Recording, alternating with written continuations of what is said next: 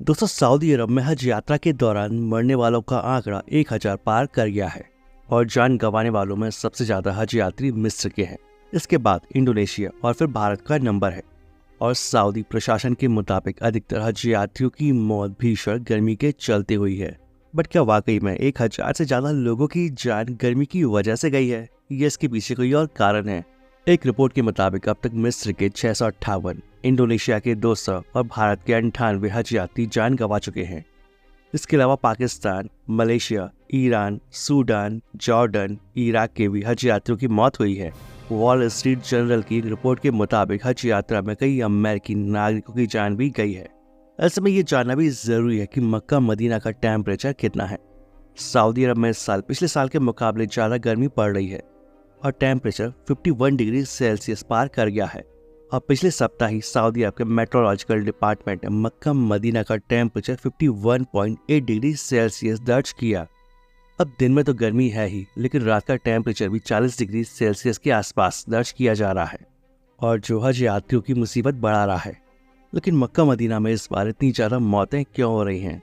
दोस्तों, हज के दौरान यात्रियों को करीब 15 किलोमीटर पैदल चलना पड़ता है। हज यात्री पहले एहराम बांधकर मक्का जाते हैं, काबा की परिक्रमा करते हैं और फिर सफा और मरवा पहाड़ियों के बीच 7 चक्कर लगाते हैं। इसके बाद मिना में रात बिताते हैं और फिर अगली सुबह अराफत में बिताते हैं।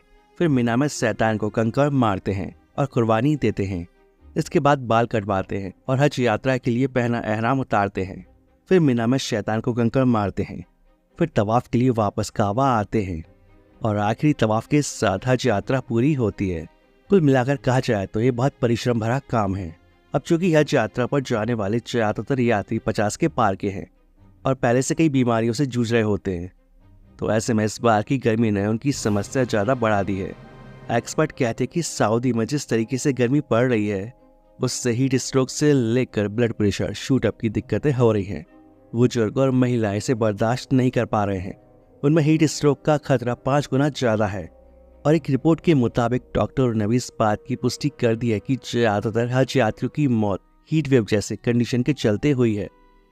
दरअसल इस बार हज यात्रा के लिए आने वाले लोगों की सुरक्षा और सुविधा का काफी ध्यान रखा गया था, लेकिन जिसके लिए रजिस्ट्रेशन और हज का वीजा जरूरी था। लेकिन कई लोग रजिस्ट्रेशन कराने में असमर्थ थे और उन्होंने गलत रास्ता अपनाते हुए कंपनियों का सहारा लिया।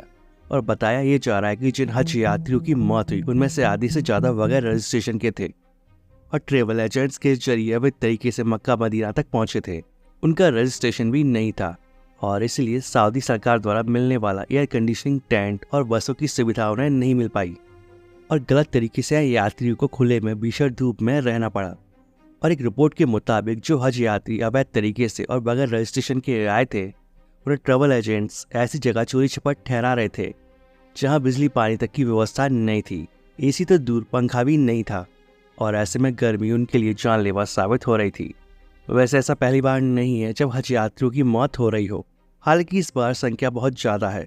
हज यात्रा हर साल इन्हीं दिनों में गर्मी के मौसम में होती है, पर साल दर साल सऊदी का मौसम उग्र होता जा रहा है और पिछली एक सदी में टेम्परेचर लगातार बढ़ा है। साल 1850 से 1900 के बीच जो टेम्परेचर हुआ करता था, वो अब 1.5 डिग्री सेल्सियस तक बढ़ गया है और जो हज यात्रियों के लिए जानलेवा साबित हो रहा है।